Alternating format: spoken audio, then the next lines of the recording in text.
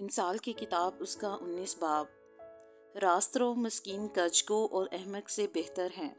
یہ بھی اچھا نہیں کہ روح علم سے خالی رہے۔ جو چلنے میں جلد بازی کرتا ہے بھٹک جاتا ہے۔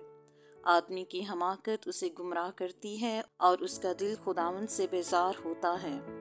دولت بہت سے دوست پیدا کرتی ہے پر مسکین اپنے ہی دوست سے بیگانہ ہے۔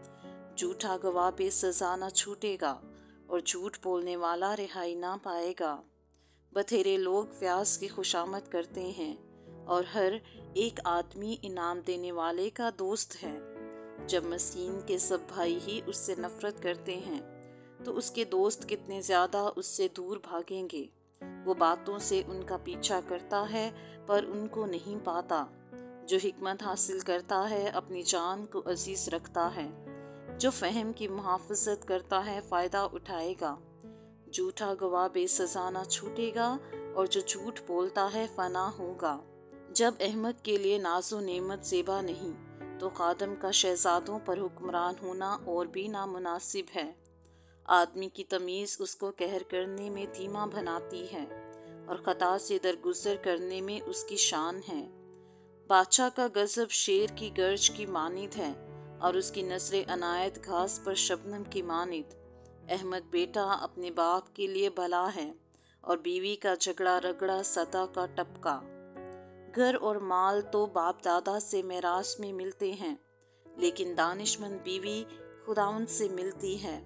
کاہلی نیند میں غرق کر دیتی ہے اور کاہل آدمی بھوکا رہے گا۔ جو فرمان بجا لاتا ہے اپنی جان کی محافظت کرتا ہے پر جو اپنی راہوں سے غافل ہے مرے گا۔ جو مسکینوں پر رحم کرتا ہے خداوند کو قرض دیتا ہے اور وہ اپنی نیکی کا بدلہ پائے گا۔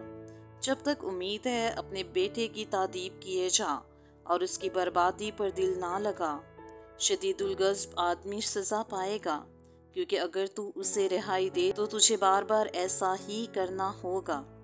مشورت کو سن اور تربیت پذیر ہو تاکہ تو آخر کار دنا ہو جائے۔ آدمی کے دل میں بہت سے منصوبے ہیں لیکن صرف خداوند کا ارادہ ہی قائم رہے گا۔ آدمی کی مقبولیت اس کے احسان سے ہے اور کنگال جھوٹے آدمی سے بہتر ہے۔ خداوند کا خوف زندگی بخش ہے اور خدا تر سیر ہوگا اور بدی سے محفوظ رہے گا۔ سست آدمی اپنا ہاتھ تھیلی میں ڈالتا ہے اور اتنا بھی نہیں کرتا کہ پھر اسے اپنے منہ تک لائے۔ ٹھٹھا کرنے والے کو مار، اس سے سادہ دل ہوشیار ہو جائے گا اور صاحب فہم کو تنبیہ کر، وہ علم حاصل کرے گا۔ جو اپنے باپ سے بدسلوکی کرتا اور ماں کو نکال دیتا ہے خجالت کا باعث اور رسوائی لانے والا بیٹا ہے۔ اے میرے بیٹے، اگر تو علم سے برگشتہ ہوتا ہے تو تعلیم سننے سے کیا فائدہ؟ خبیث گواہ عدل پر ہنستا ہے اور شریر کا منہ بدی نگلتا رہتا ہے۔ ٹھٹھا کرنے والوں کے لیے سزائیں ٹھہرائی جاتی ہیں اور احمقوں کی پیٹھ کے لیے کوڑے ہیں۔